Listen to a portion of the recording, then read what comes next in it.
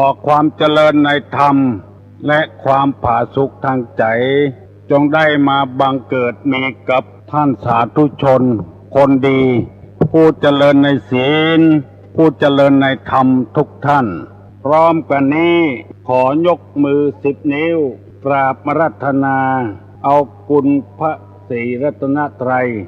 บุญกุศลที่ได้กระทำปั้มเปงมาในอดีตและกระทำในวันนี้เสื้อวัดเสื้อวาเสื้อบ้านเสื้อเมือง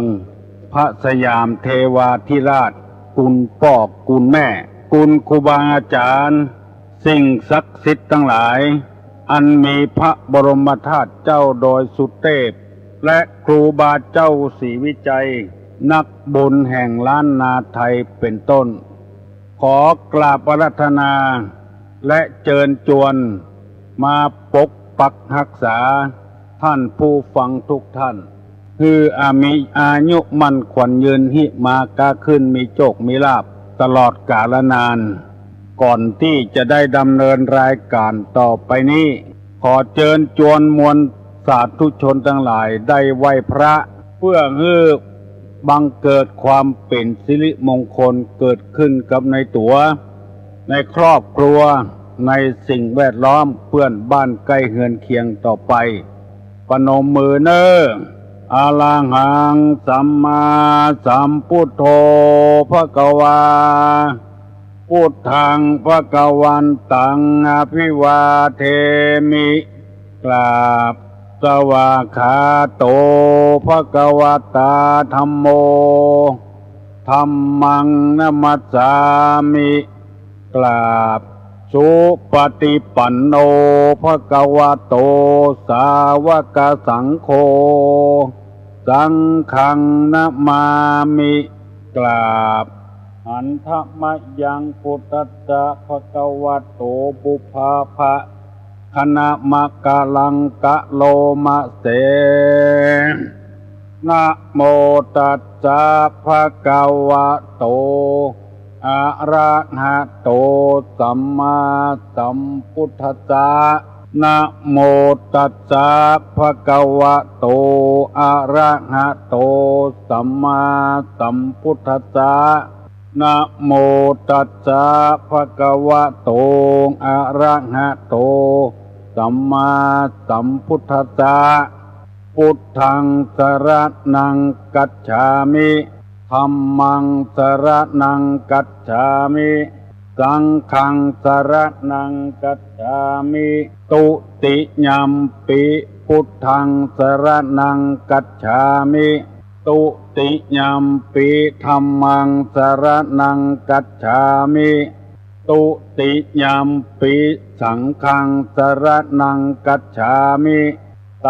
ติยัมปิพุทธังสรณังกัจฉามิตติยัมปิธัมมังสรณังกัจฉามิตติยัมปิสังฆังสรณังกัจฉามิอิติปิโสภะคะวาอะระหังสัมมาสัมพุทโธวิชชาจารณะสัมปันโนสุขโตโลกาวิทูอนุตตโลปุริสาธัมมสารถิสัทธาเตวะมนุสสานังพุทโธภควติสวากขาโตภควตาธัมโมสันติทิโกอากาลิโกเอหิปัสสิโกโอปนะยิโกปัจจัตตังเวทิตโพวินยูหิติสุปฏิปันโนภควโตสาวกสังโฆอุจุปฏิปันโนภควโตสาวกสังโฆญาญะปฏิปันโนภควโตสาวกสังโฆสามิจิปฏิปันโนภควโตสาวกสังโฆญะติตัง จัตตาลิปุริสายุคานิอัฏฐาปุริสาปุคลาเอสะภะคะวะโตสาวกสังโฆอาหุไนโยปาหุไนโยภักขิไนโยอัญจลีกาลนิโยอนุตตรังปุญญเขตังโลกัสสาติกราบหนึ่งกราบสองกราบสามกาเลนะธรรมัสสวนังเอตัมมังคารมุตตมังมาแล้วเนอะเสียงก้องเสียงก้องเสียงมองต่ำเข้าเสียงตุเจ้าเทศนาธรรมมาถึงบ้านมาถึงบนเฮือนมาถึงในเฮือนมาถึงในชุดในมุ้งมาถึงห้องน้ำมาถึงห้องครัวมาถึงในรถมาถึงกุฏิที่ผู้ฟังทั้งหลายเปิดวิทยุรับฟังวันนี้กูเจ้า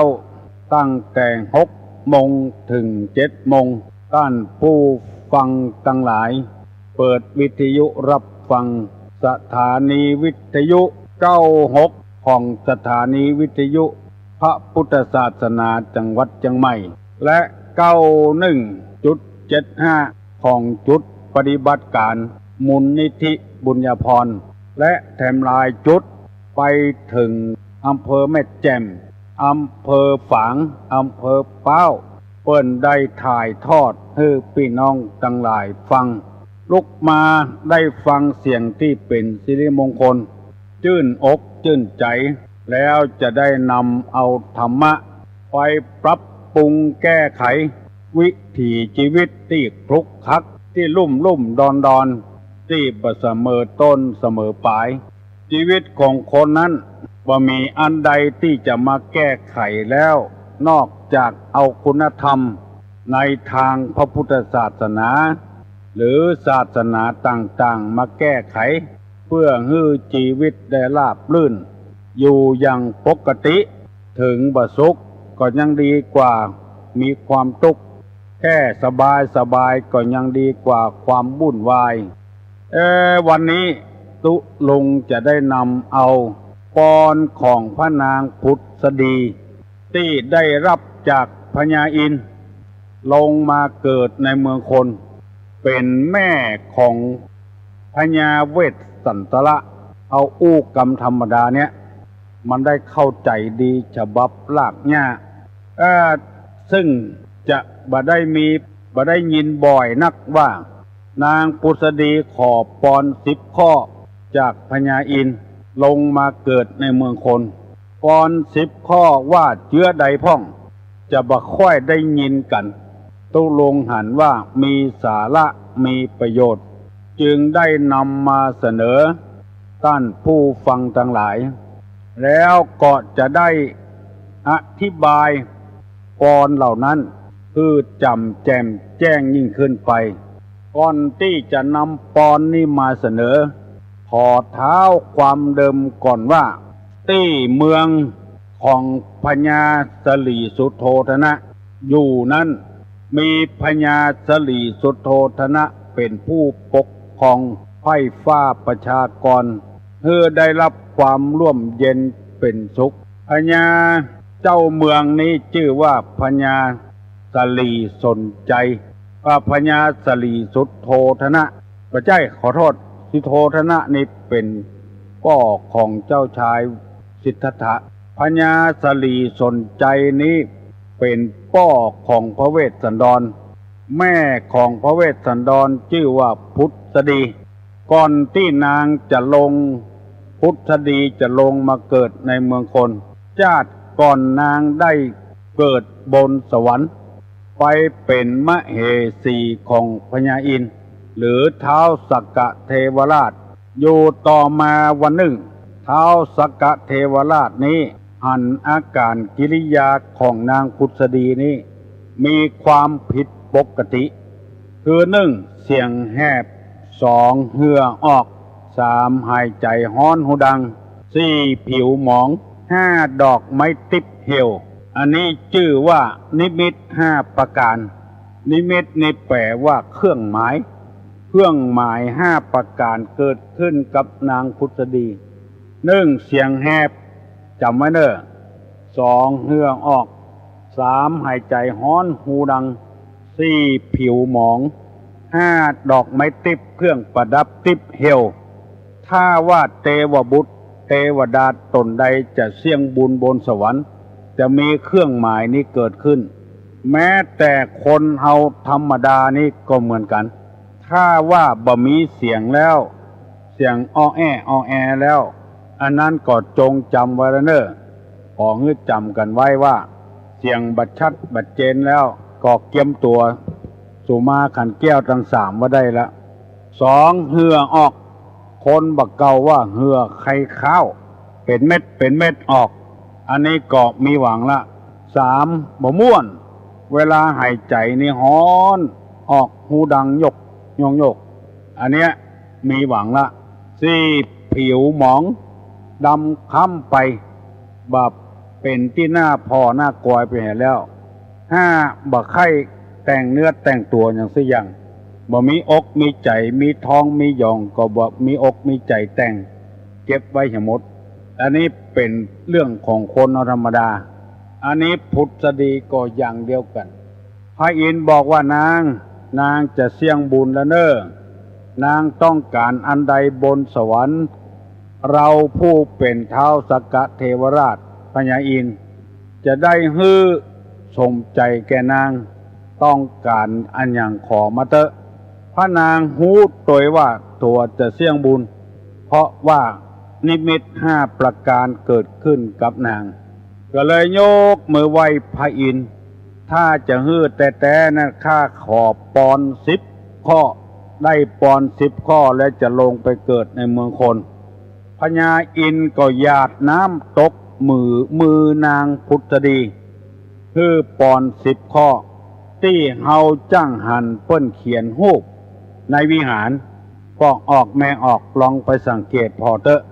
ตัวเขียวนั้นคือพระอินทร์นางผู้เอามือหองรับนั้นคือนางพุทธดีกำลังขอปอนกับพระอินทร์10ข้อลองสังเกตไว้เนอะข้อที่1ว่าพอเงือเป็นผู้มีตาดำเหมือนตาลูกกวางลูกฟานมลึ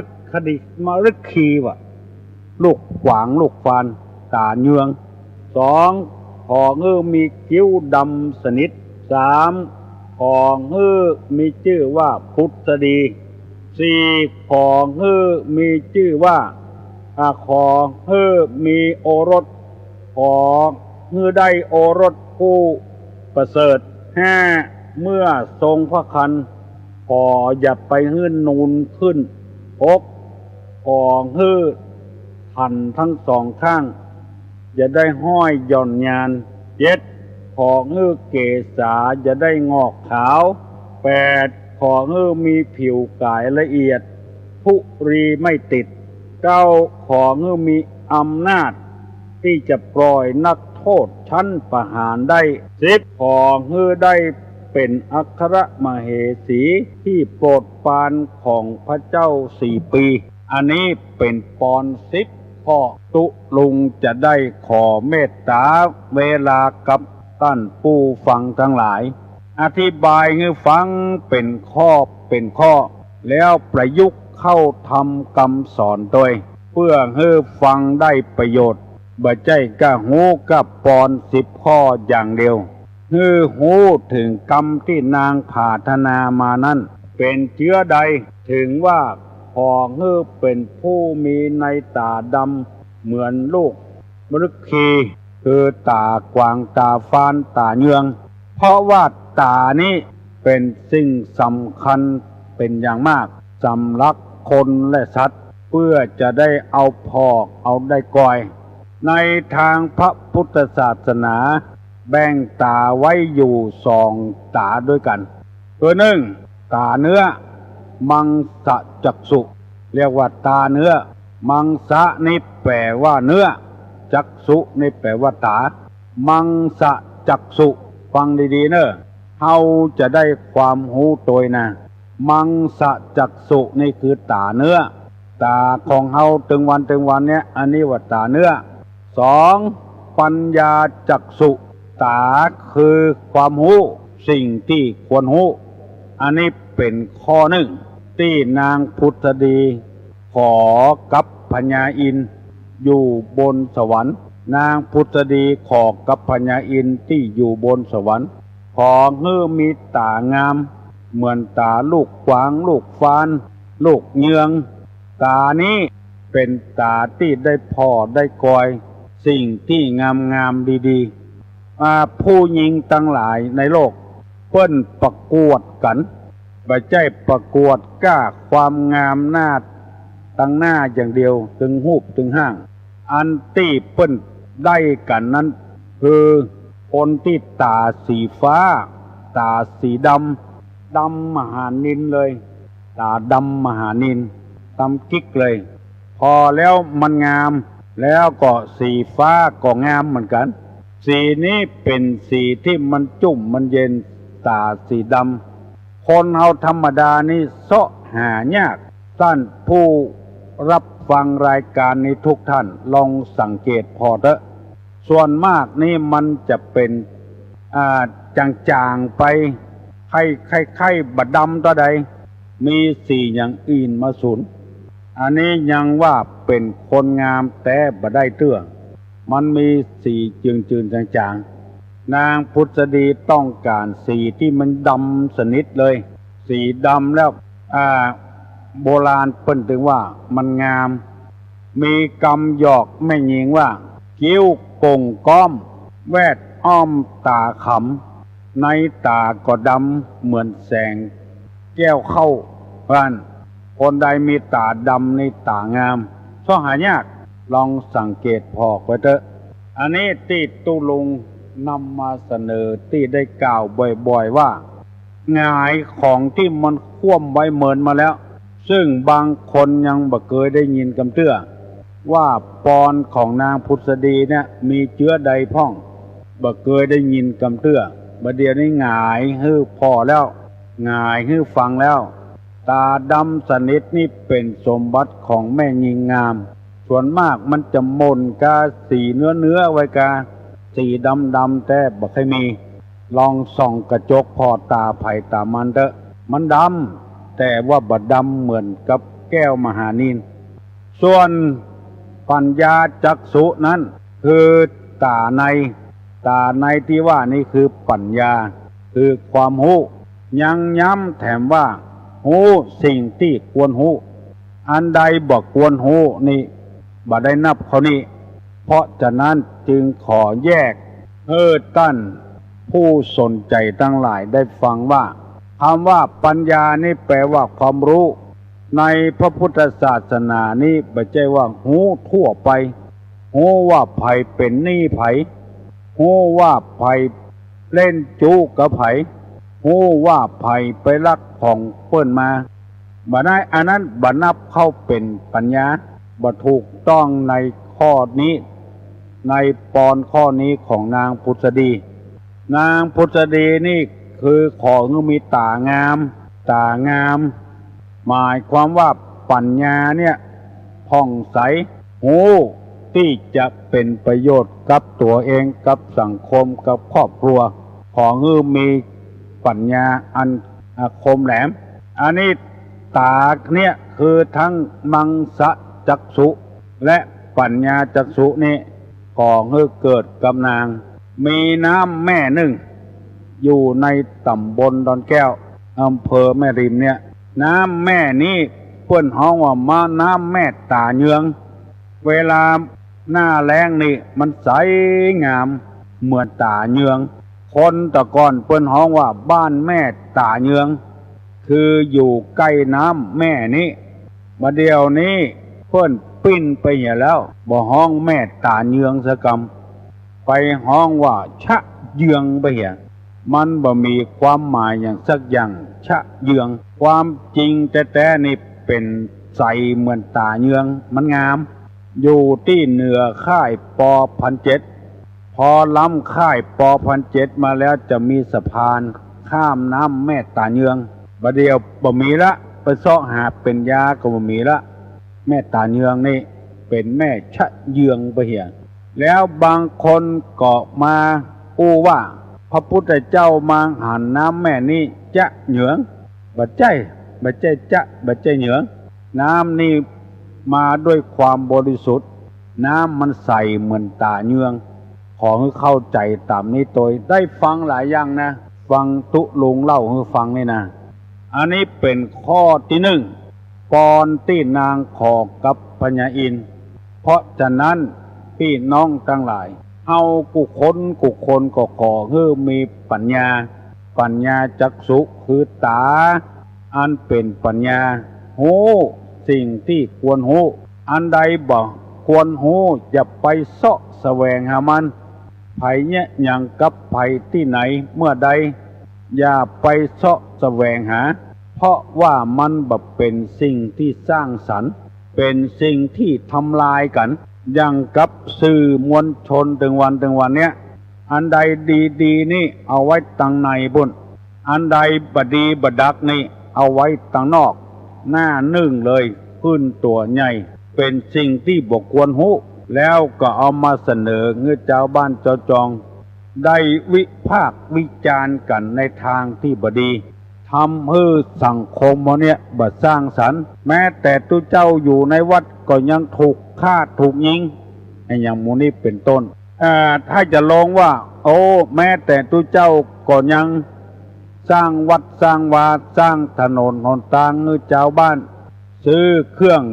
ดนตรีพื้นเมืองให้วัดให้โรงเรียนต่างๆมันบ่ได้เอาลงอันเนี้ยสิ่งที่ควรหูแต่บ่เอาลงเอาสิ่งที่บ่ควรหูลงหนังสือพิมพ์เอาลงวิทยุเอาลงหน้าทีวีคือเจ้าบ้านเจ้าเมืองได้หันอันนี้มันบ่ใช่ภาริยะมันเป็นปุถุชนนี่คือคนเชื้อใดวันหน้าตุลุงจะได้นำมาเสนอให้ฟังว่า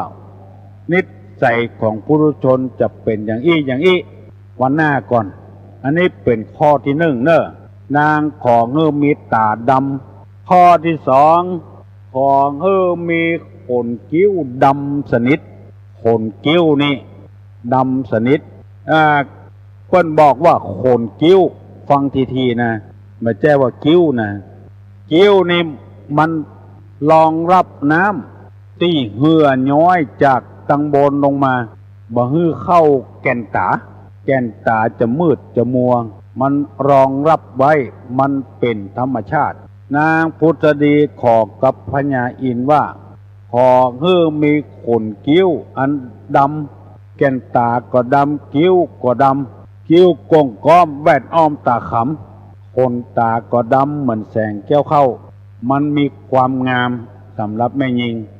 เพราะคำว่าคิ้วดำนี้ก็คือคิ้วธรรมชาติบ่ได้ลกบ่ได้ขูด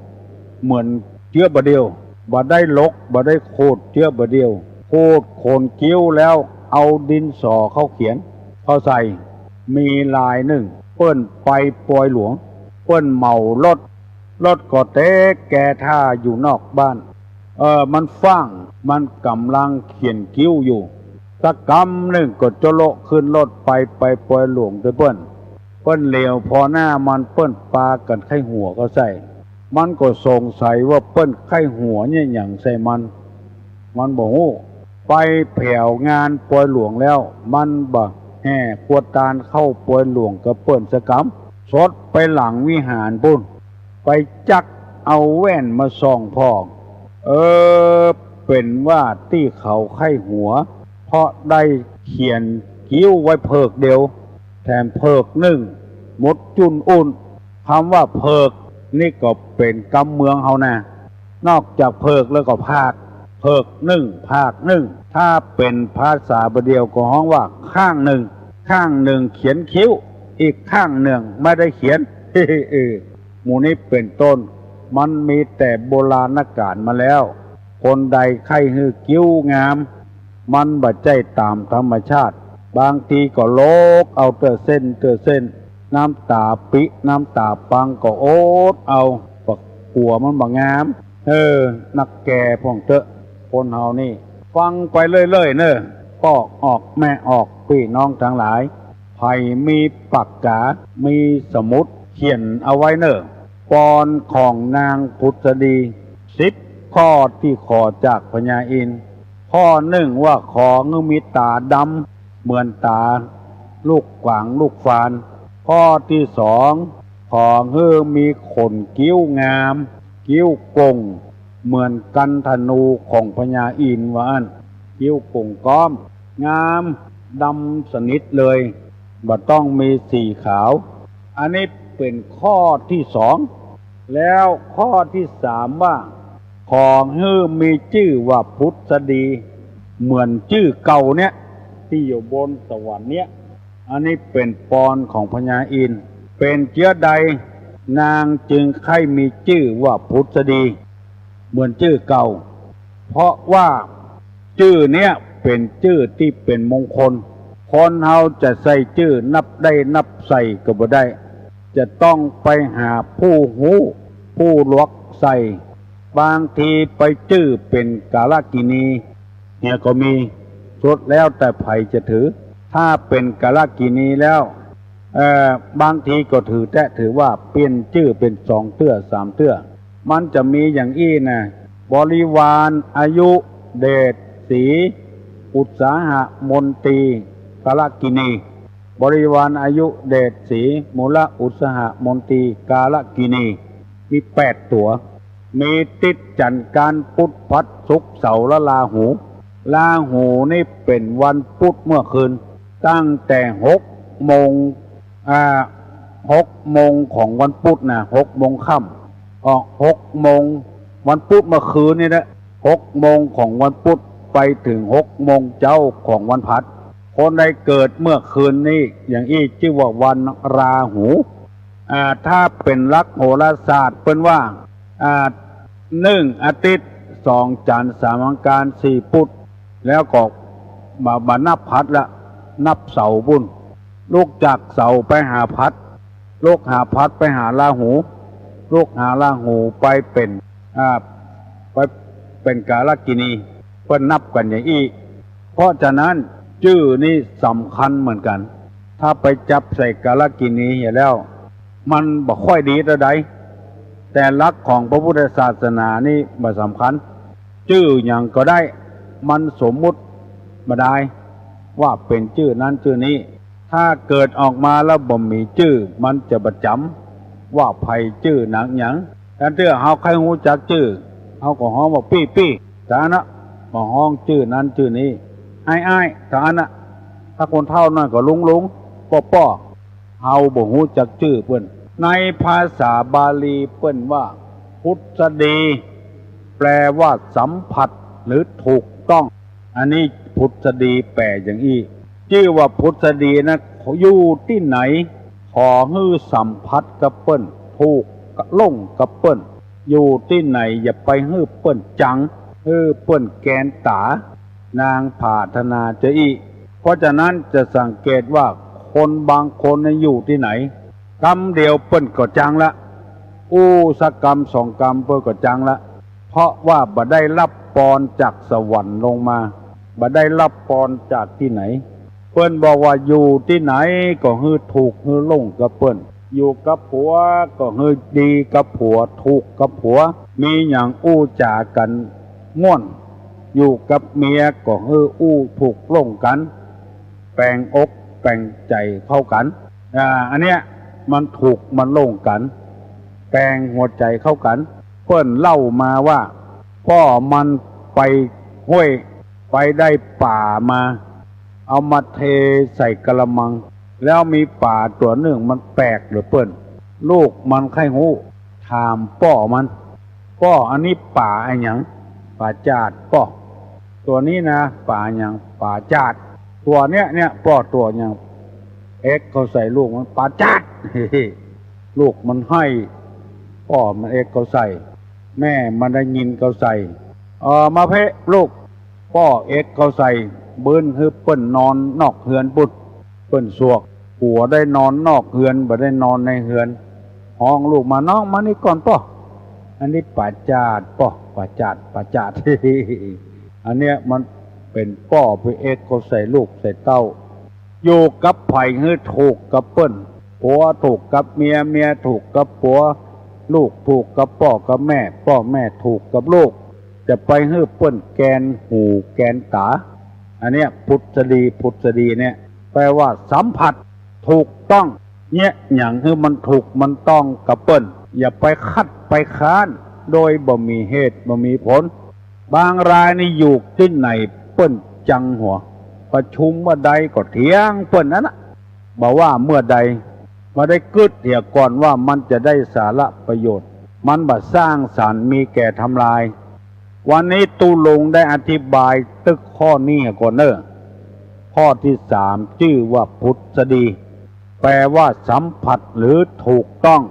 สัมผัสกับคนอื่นถูกกับคนอื่นลงกับคนอื่นถูกกับเปิ้นต้องกับเปิ้น6 โมงป่ายแล้วเนอะบัดเดียววันนี้วันศีลเนอะขอเงือปากันไปทำบุญตักบาตรวันเข้าพรรษากลางพรรษาวันศีลแล้วเนอะเดือน11เหนือแฮม8ค่ำตั้งใต้เปิ้นเป็นเดือน9ตั้งเฮาเป็นเดือน11โวยเหลือเปิ้นไปอยู่2 เดือนวัน8ค่ำภัยที่ยังบ่ลุกขันใจลูกเนอะขันใจลูกคำว่าขันใจนี่คือเหมือนกับเฮาขันน็อตเนี่ยขันน็อตคือมันแน่นบัดเดียวนี่เปิ้นว่าโวยลำไปขจายความจริงแต่บัดใจขจายเป็นขันใจขันให้มันแน่นขึ้นเมื่อยังบ่ลุกก็ขันให้มันลุกจะไปมกมุ่นอยู่แต่ที่นอนยังจะต้องทำการทำงานอยู่ถ้าใจลุกเนอะแต่ว่านี่หยุดไปวันจำเป็นต้องขอโทษอย่างใหญ่หลวงบ่ได้บอกก็ออกแม่ออกต้านผู้ฟังทั้งหลายแม่แก้วสั่นปูเลยตกใจโทรมาถามตุลุงบอกเป็นหยังมันขัดข้องอยู่บางอย่างฮัลโหลครับไพศาลถามปัญหาครับกุศลกรรมกับอกุศลกรรมอย่างไหนเป็นส่วนกรรมดีอย่างไรเป็นส่วนกรรมชั่วครับกุศลกรรมอกุศลกรรมเจริญพรไผ่ตอบได้ตอบมาเนอะกุศลกรรมอกุศลกรรมกรรมอันใดเป็นส่วนดีกรรมอันใดเป็นส่วนบดีผู้ใดได้ตอบมาเนอะ0531212058ผู้ใดตอบได้ตอบมาเนอะกุศลกรรมกับอกุศลกรรมอันใดเป็นฝ่ายดีอันใดเป็นฝ่ายบดีผู้ใดได้ตอบมาเนอะผู้ใดบ่ได้ก็ดักไว้หั่นก่อนตามเบอร์ที่บอกมานี่เนอะวันนี้วันศีลพากันไปวัดไปวาใส่บาตรญาติปกตามเวลาขออภัยอย่างใหญ่หลวงเมื่อตะวานี้คัดข้องทางเทคนิคเป็นบางประการไม่สามารถที่จะออกอากาศได้ฮัลโหลลุงเสิร์นขอไหว้สาธุลุงขอถามทุลุงหน่อยเนอะได้กาอันที่ว่าตู้ดงอย่างต่างๆที่ว่ามาเข้ามาคุมบาทที่บาใส่เครื่องอย่างสมมาแล้วครับทำมาหน่อยเหรอว่าอย่างไรก็ที่ตู้ดงในวันบาใส่เครื่องนะถ้าว่าจะใส่มันเป็นอย่างก็ครับตังนี้มันเป็นห้องกันว่าเขชียวัตรนะเป็นมารยาทของพระเจ้าครับในเขชียวัตรบอกว่าให้รับบาตรโดยเคารพเพราะว่าคนที่ใส่เกิบนั้นเป็นคนที่มียศถาบรรดาศักดิ์บ่มีจิตใจเลื่อมใสที่จะรับบาตรของเปิ้นคนที่ใส่บาตรก็อย่างเดียวกันถ้าใส่เกิบใส่บาตรให้พระเจ้าก็มันคล้ายๆกับว่าบัดเต็ม 100% อ่ะ บัดเต็ม ใจอันอย่างตุลุงครับอย่างตุดงเนี่ยมันเจียวข้างถนนนะเสือขวดแจกขวดยั้งเนี่ยผมโอ้โหร่างอย่างเงี้ยบัดเดียวนี่ถึงนักแกขวดแจกขวดยั้งข้างถนนมันต้องมีปลาเลือเขามีปลาเลือปลาเตอนะถ้าอย่างตะกอนนี่เขาก็บอกว่านออย่างกุ้งบานของมันสามารถเจียวถนนเขาเสือขวดแจกขวดยั้งเสือเป็นหย่ำก็ใส่ได้แต่เนอะใช่ไหมทุเจ้าที่วัดนี่นะมันจะอนุโลมกันได้ก่อนเนี่ยครับเพราะว่านะตุเตียวถนนนี่นะตุลุงก็บอกให้กล้าออกปากนะมันมีอย่างนั้นแล้วเป็นปันปีมาแล้วเนาะน่าจะเป็นของเก่าไม้เนาะมันเป็นมารยาทของทุเจ้าทุเจ้าวัดเนี่ยไปปิกมาแล้วก็มานั่งใส่นะใส่หนามใส่อย่างนะไปดีดูเปิ้นปางแตกปางตึงเนาะปางแตกขวดแตกเนี่ยมาหินน้อยพ่องอย่างนอกครับแต่ยังนะครับผมครับมันเป็นมารยาทของทุเจ้าเนอะที่เปิ้นเนี่ยอย่างนั้นนะเมินเข้าถ้าอย่ามีละใส่เกิบหุ้มส้นเปิ้นก็ยังมาฮือใส่เนี่ยอย่างเจ้าบ้านนี่นะใส่เกิบหุ้มส้นเปิ้นยังมาฮือใส่อะโหลคนนวัตการได้ตุลุบุญธรรมบ่ครับผมคนนวัตการครับแต่ที่จะเป็นถามปัญหานอกว่าอกุศลกรรมกับกุศลกรรมเป็นไปดีอันใดเป็นไปบ่ดีเนาะก็คงจะเป็นกุศลกรรมนะครับลุงเนาะกุศลกรรมได้เป็นไปดีเนาะเป็นกรรมดีเนาะกุศลกรรมได้เป็นไปบ่ดีกรรมบ่ดีเนาะครับยินดีเนอะบุญธรรมเนอะลุงครับแล้วก็ได้ยินนั้นท่านมหาวิษณุเพิ่นว่าคืนนี้จะลุงอยู่ได้มาเทศที่วัดเจ็ดดินเนี่ยว่าอันโล1 ทุ่มเนอะ1 ทุ่มไว้แหละ7 โมงว่าค่ำหลังจากครับผมทำวัดสวดมนต์แล้วเนาะครับผมแต่ว่านี่ว่ามาเจ้าคิดเด็ดที่คิดในมนต์ไหนโม้บัดติดที่ไหนอยู่วัดนั่นนะเกี่ยวกับโรคภัยไข้เจ็บในร่างกายมันอิดอ่ะอิดแล้วก็เข้าห้องยาถึงเจ้าบ่อุ่นนักละมันตอนเดียวเขาจะตกใจพอมีที่อุ่นใจก็ตุลุงรายการตุลุงเกี่ยวกับสุขภาพภาคกองเนี่ยของตุลุงเมื่อมันเนี่ยได้ก็เนี่ยไปเนาะเนี่ยบ่ได้ก็หูเอากันเนาะหูแห้งตัวเก่านะต้องรับการเนาะไปวัดอยู่ก้าวันนี้ครับผมครับโชคดีเนอะคุณทำเนอะยังกึศเติงหากันอยู่น่าดีอกดีใจปุ้นละปุนบุญเนอร์โทรศัพท์มาหาตุลุงกุศลกรรมเป็นกรรมส่วนดีอกุศลกรรมเป็นกรรมส่วนบดีฮัลโหลครับไฟสาถามปัญหาครับเบญจศีลหมายว่าจะใดมีกี่ข้อครับไปต่อได้ก็ครับใครตอบได้ก็ตอบมาเนาะเอาสั้นๆเนี่ยถ้าเอาเมินเปิ้นรำคาญนะใครตอบได้ตอบมาเนอะเบญจศีลแปลว่าอะหยังฮัลโหลไม่สาธุลุงผมจะถามเรื่องใจกันแก้วทั้ง3หน่อยเพราะว่าไปวัดนี้ได้หันเส้นใจนากายเนี่ยเกิดบางคนขึ้นก็ใส่กันแก้วอันแรกนี่ดอกจุ่มเดียวเอาไปใส่แล้วก็จุ่มนั้นผ่าน2ก็ใส่จุ่มเดียวแล้วก็บางคนก็ใส่ผ่านแรกนี่ใส่ดอกอัน1ทูบอัน1เทียนอัน1ใส่ข้าง1เข็มอัน1กับเป็นชุด1ใส่ข้าง3ข้างอันที่2ก็ใส่2ข้าง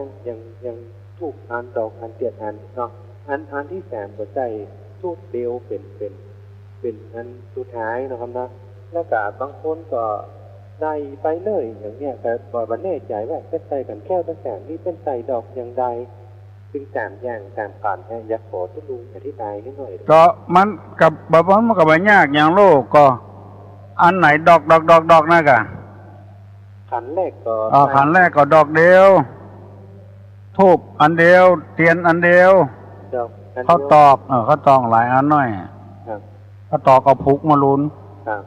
ใส่ข้างใส่ข้างละอัน3ข้างครับจะใส่แล้วขัน2เหรอขัน2นี่ขันที่2นี่ก็อันเดียว จะใส่2 อันก็ได้3 อันก็ได้ถ้าเรื่องนี้มันบ่มีผิดบ่มีถูกนะไอ้เนอะครับบ่มีผิดมีถูกใส่ไปเถอะอันสุดท้ายกับอันเดียวก็ได้เนาะกรรมมันว่าได้ก่อได้ครับว่าจะได้ผมเขียนไว้เวลาผมไปใส่นะกรรมแรกว่าอรหังอันที่2ว่าปัจจตังกรรมที่3ว่าญาติตังนี่เนอะครับผมไม่นะครับอรหังเป็นตัวนะครับอรหังปัจจตังญาติตังนี่เนอะครับผมครับไม่ใช่ตุลุงเจริญพรเบญจศีลแปลว่าอะไรหยังใครตอบได้ตอบมาเนอะ0531210558มันบะพิษบะถูกเนอะเรื่องใส่ขันแก้วตั้ง3นี่นะฮัลโหลต่อใดก็ได้ฮัลโหลสาธุลุงเจ้าไม่สาธุลุงเป็นจะศีล5 ข้อเจ้าเป็นจะแปลว่าหยังเป็นจะศีล5 ข้อเจ้าเป็นจะนี่แปลว่า5เนอะเป็นจะนี่แปลว่า5ศีลนี่แปลว่าศีล5ยินดีเนอะถูกต้องแล้วเนอะเบญจศีลแปลว่าศีล5 ข้อศีลแปลว่าปกติศีลแปลว่าเย็นศีลแปลว่าเครื่องรักษากายรักษาปากรักษาใจเพื่อเรียบร้อยแปลได้หลายอย่างคำว่าศีลนี่นะแปลว่าปกติแปลว่าเย็นแปลว่าเครื่องรักษากายรักษาวาจารักษาใจให้เรียบร้อยคนใดมีศีลคนนั้นจะเย็นบ่ฮ้อนตัวเปิ้นบ่วู่วามตัวเปิ้นบ่หุนหันพันแล่นตัวเปิ้นคนใดมีศีลนี้จะปกติบ่โหในเปล่าสาวในแล่นฮัลโหลครับไม่กล้าถามบางงามก็ครับโลภะกับโลภะ2 อย่างนี้หมายเพราะว่าเจตใจครับยินดีเนอะไผ่ตอบได้ตอบมาเนอะอโลภะกับโลภะมีความหมายว่าเชื้อใดใครตอบได้ตอบมาเนอะฮัลโหลครับไม่ทราบครับต้องคำถามตุลุงครับครับโลภะกับโลภะครับครับโลภะก็คือความไม่โลภคือความโลภครับผมถูกครับโลภะแปลว่าไม่โลภครับถ้าโลภะอะไรหรอโลภครับผมแปลว่าโลภเนาะครับยินดีเนอะครับโอ้เก่งครับโลภะแปลว่าไม่โลภโลภะแปลว่าโลภอโลภะอโทสะอโมหะแปลว่าไม่โลภถูกต้องแล้วความบ่โลภความโลภเป็น2 อย่างด้วยกันโทสะกับอโทสะนี่ก็แปลว่าจะใดก็แปลอย่างเดียวกันนะนี่แปลว่าไม่อโลภะนี่แปลว่าไม่โลภคำว่านี่แปลว่าบ่หรือไม่บ่หรือไม่ถ้ามีนำหน้านี่แปลอกุศลคือใจที่ดีใจที่บ่มีกุศลถ้ากุศลในใจที่เป็นกุศลศีลนี่แปลว่าปกติแปลว่าเย็นแปลว่าเครื่องรักษากายวาจาใจเรียบร้อย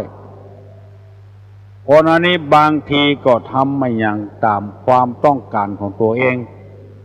บ่มีศีลที่เปิ้นว่าจริงถึงบ่มีศีลมีธรรมอย่างกะบ่หมู่นี้เป็นต้นลูกเน้อไผยังบ่ลูกเน้อไปวัดไปวาไปทำบุญตักบาตรพระสงฆ์พระเจ้า ตามวัฒนธรรมประเพณีของเฮา7 วันไหนมีเตื้อหนึ่งกินก็ได้กินฮือตาลตัวการตาลนี่เป็นการชำระกิเลสที่ว่านี่คือกิเลสตัวที่หันแก่ตัวแบ่งเบาภาระบาปเฉลี่ยเกียรติกายหื้อไผจะเอาก็ได้อย่างเดียวเป็นการที่บ่ฮื้อสังคมได้เจริญรุ่งเรืองอย่างถึงวันเนี้ยน้ำท่วมบ้านท่วมเมืองน้ำท่วมในเมืองในเวียงเพราะว่าหันที่ดินมันงอกออกไปบ่มีเจ้าของแล้วก็เลยเอาหัวไปล้อมเอามาเป็นของตัวอันนี้ฮ้องกันว่าลานผนมฮัลโหลครับไม่สาทำปัญหากรรมครับประพฤติชอบด้วยกายเรียกว่าอย่างสุจริตประพฤติชั่วด้วยกายเรียกว่าอย่างสุจริตเนี่ยสองกรรมเอาไว้กาครับวันเดียวนี้7 โมงแล้วเนอะ7 โมงแล้วจะได้ลงวิหารปันศีลปันปอนฮื้อศรัทธาตายกตานิกาแล้วควรถามมาว่าชื่อประพฤติชั่วโดยกายเรียกว่ากายทุจริตประพฤติชั่วประพฤติชอบโดยกายเรียกกายสุจริตอันนี้มันเป็นของมันยากก็พื้อเหียจะได้บ่เสียเวลาเปิ้นเมื่อค่ำมื้อนึงทุ่มหนึ่งต่างวัด7 รินเปิ้นนิมนต์ตุลุงไปเทศน์ให้ฟังแล้วมีหลายคนว่าจะไปท่าฟังตุลุงโทรศัพท์มาบอกยินดีเนอะเพราะว่ามันบ่ใกล้บ่ไกลกันจะพยายามไปหาเหียกรรมเพื่อโพธิเมตตาท่านมหาอดสามาถึงวัดถึงว่าได้3 ศีลด้วยกันนะศีลแรกก็บ่ได้เพราะว่าไปติดที่อื่นเนี่ยศีลที่ 2มาก็เข้าโรงยาเมื่อคืนมาเทศบ่ได้แล้วมันอ่อนอันใดถ้าทำมันบ่ดีบ่ดักเฮาก็บ่ให้ทำนะถ้าสุขภาพดีเฮาก็ไปทำมือเปิ้นมันจะได้โล่งอกโล่งใจถึง2 อย่างสินค้าบ่ดีแล้วเอาไปขายมือเปิ้นได้ไปก็ได้ของที่บ่มีคุณภาพมันก็จะบ่ดีกับตัวเพราะฉะนั้นก็เป็นอันว่าอันใดที่มันดีแล้วสุขภาพดีแล้วก็ทำมือเปิ้นเทศมือเปิ้นการเทศนี้มันเป็นการเผยแพร่ธรรมคำสอนในทางพระพุทธศาสนาตุลงได้รับ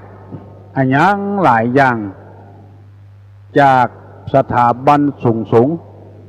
เปิ้นฮื้อมาก็เลยไข้สนองความต้องการของเปิ้นฮื้อเปิ้นได้แล้วอกแล้วใจเมื่อฮื้อเปิ้นได้กินแหนงแข้งใจเมื่อเปิ้นแต่งตั้งเฮาแล้วเฮาก็ต้องปฏิบัติตามนั้นเมื่อทำได้ก็ทำไปเมื่อทำบ่ได้ก็ยุดกันเป็น5เป็น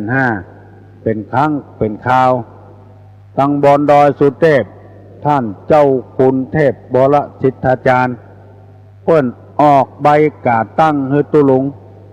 ว่าเป็นนักเผยแพร่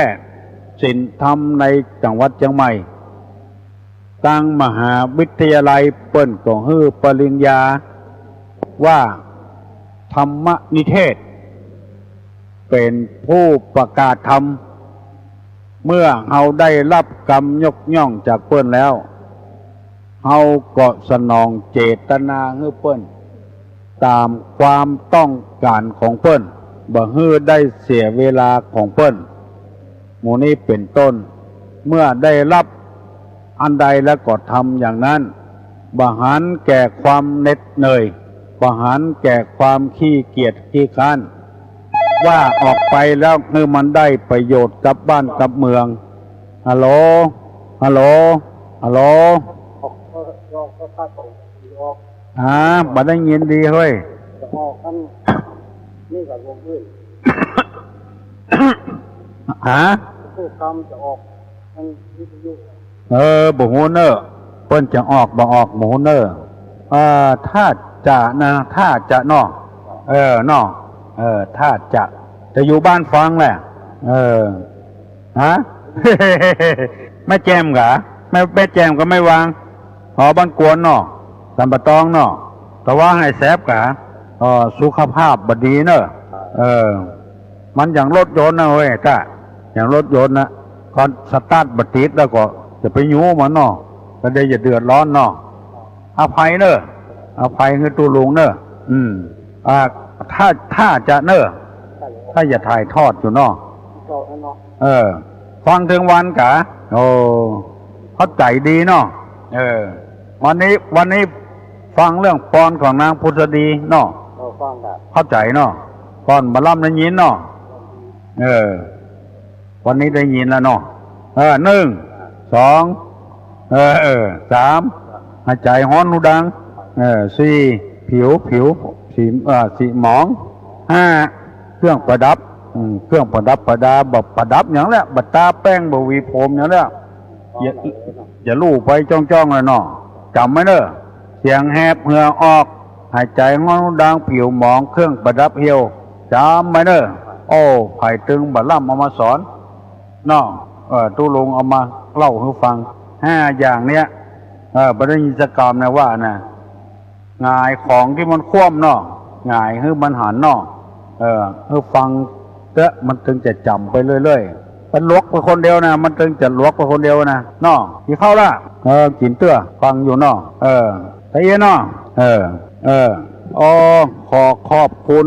วัดวาอารามต่างๆบ้านต่างๆเนอะที่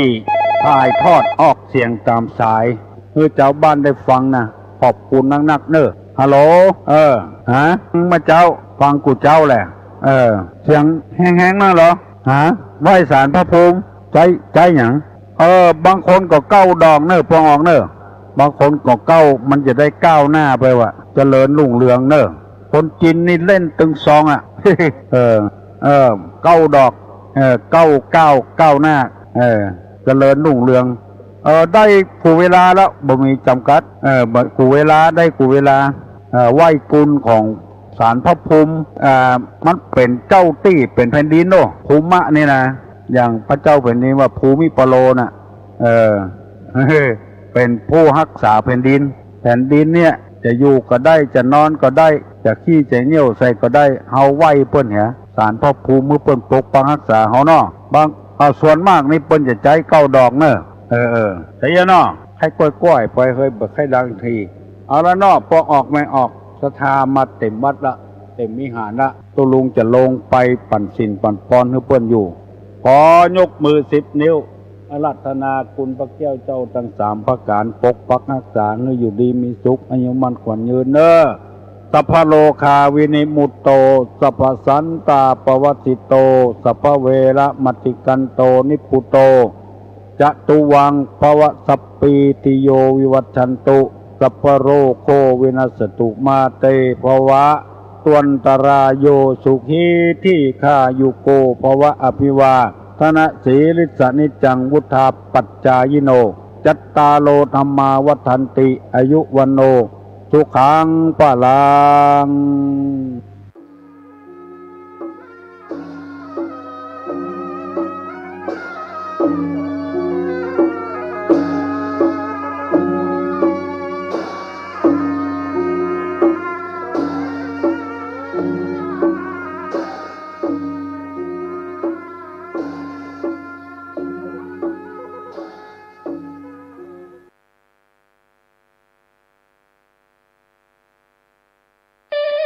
ขอเชิญร่วมถวายเทียนพรรษา ประจำปี 2567 ของเครือข่ายคลื่นสีขาวเชียงใหม่เชียงรายลำพูนลำปางแปร่น่านและพะเยาเนื่องด้วยคณะสงฆ์พระนักเผยแผ่ธรรมะเครือข่ายคลื่นสีขาวและคณะศรัทธาพุทธศาสนิกชนถวายเทียนพรรษาประจำปี 2567 จะนำไปถวายวัดต่างๆจำนวน9วัดในพื้นที่ภาคอีสานในวันที่23ถึง25สิงหาคม 2567 โดยจะออกเดินทางในวันที่23สิงหาคม 2567 เวลาตี 4ในโอกาสนี้จึงขอเชิญชวนพุทธศาสนิกชนทุกท่านได้ร่วมถวายเทียนพรรษาและร่วมอนุโมทนาบุญไปด้วยกันเพื่อส่งเสริมพระพุทธศาสนาและวัฒนธรรมประเพณีอันดีงามต่อไป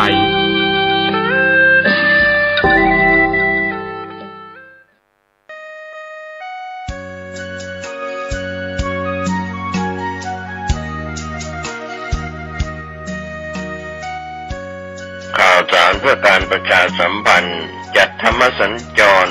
ฟังธรรมในช่วงเทศกาลเข้าพรรษาปีพุทธศักราช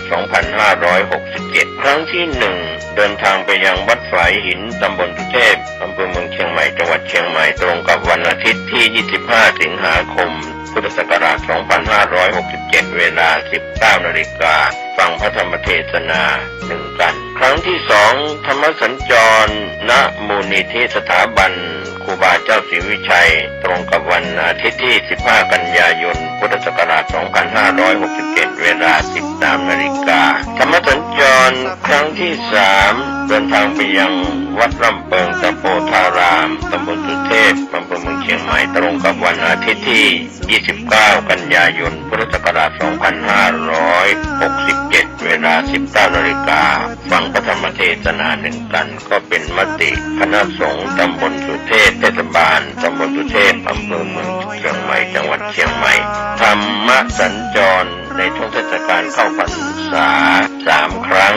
ครั้งที่ 1 ณ วัดฝายหินวันอาทิตย์ที่ 25 สิงหาคมครั้งที่ 2 ณ มูลนิธิสถาบันครูบาเจ้าศรีวิชัยวันอาทิตย์ที่ 15 กันยายน เวลา 13 นาฬิกาครั้งที่ 3 ณ วัดร่ำเปิงตะโพธารามวันอาทิตย์ที่ 29 กันยายน เวลา 19 นาฬิกาทั้ง 3 ครั้งนี้วัดฝายหินมูลนิธิสถาบันครูบาเจ้าศรีวิชัยและ